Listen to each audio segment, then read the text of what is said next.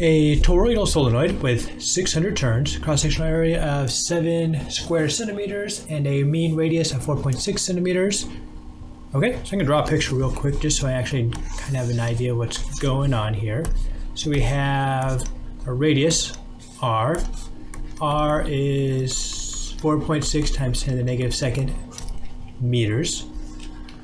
And the cross-sectional area, which I'm gonna say right here, cross-sectional area, that area is going to be 7 times 10 to the negative second times 10 to the negative second. I have to do 10 to the negative second twice because we have squared centimeters.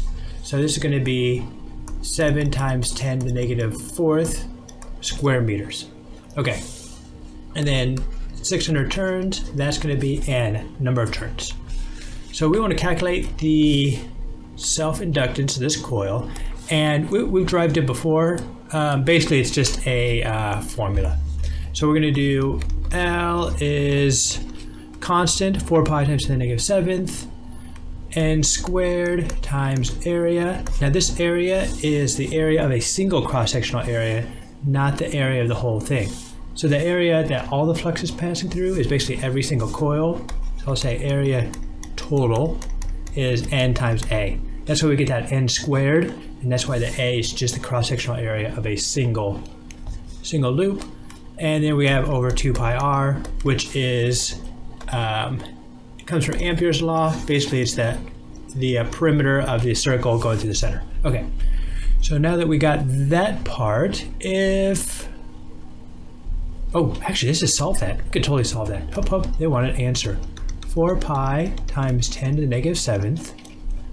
Scooch over just a little bit so we can see over here, times n, which we're told is 600, which we're then going to square, times the area, which is 7 times 10 to the negative fourth,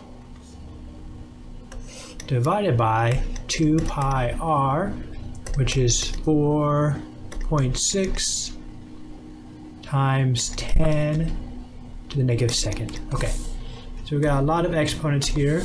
Depending on your calculator, may or may not be easier to simplify before you go forward. So this gives us 10 to the negative 11th. This gives us 10 to the negative 9th. And so we have 2 times 7 times 600 squared times 10 to the negative 9th all over 4.6. This seems like a small number, which makes sense. This usually is pretty small. See if I didn't miss anything. Yeah, it looks reasonable. Go to the calculator. On clear, 2 times 7, which is 14, times 600 squared, times 10 to the negative 9th. That gives us small, divided by 4.6. And we usually use something like in millihenries, which is 1.09 millihenries, which seems reasonable. But I'm going to write that as 1.1. Yes.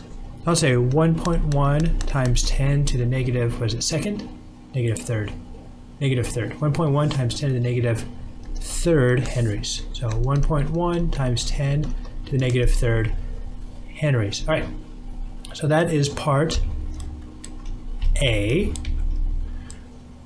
So then move this up just so I get a little room for part B. Part B.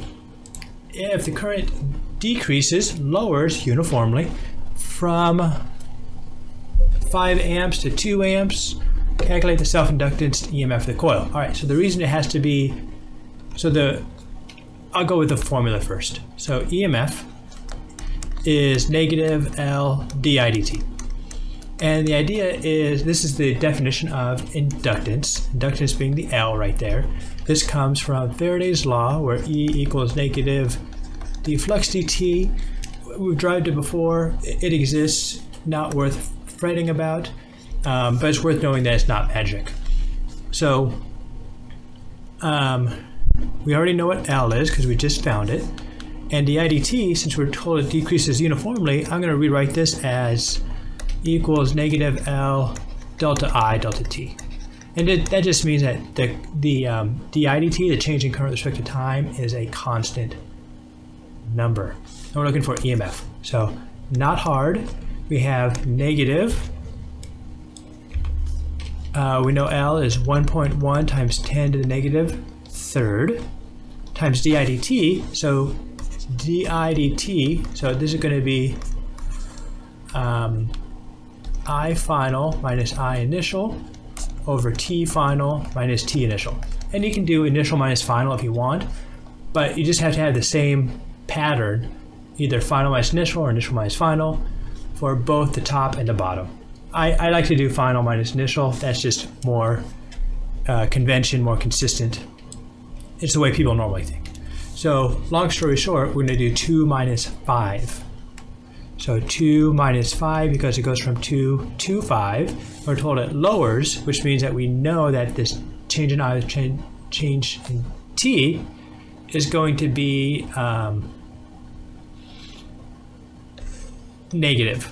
And then we know it's in ms, milliseconds. So I'm going to do that 1 times 10 to the negative third. That's the delta T. There's the delta I, that's the delta T, which is convenient because then this cancels, that cancels, and we get an answer of 1.1 times 3, which is 3.3. All right, so one thing I glossed over here is this is negative.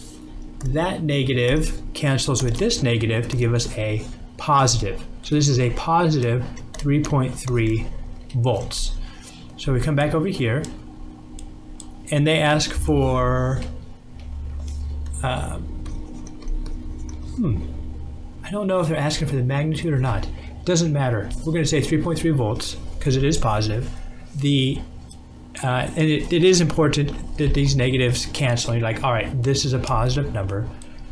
Because then for part C, when they ask, the current is directed from terminal A to terminal B, is the direction of the induced EMF from A to B or B to A. What this means, and I usually go through it in more detail when I use Faraday's law in finding the direction of induced magnetic field and induced current, direction of current. But here I'm just going to look at the math, and I'm just going to go with the idea that we have our induced EMF right here, our voltage, and that is positive sign. And so that means it's going to be the same direction as the current. So since it's positive, that positive is in relationship to I. So the voltage, since it has the same sign as I, it's going to be the same direction as I. Long story short, current A to B, therefore EMF is also A to B. And there's you can think yourself in circles with that, not worth it. Look at the math, don't forget that negative sign. If there's two negatives, cancel them, and then move on from there. So that's how I'd approach this problem. Hope it helped. See you next time.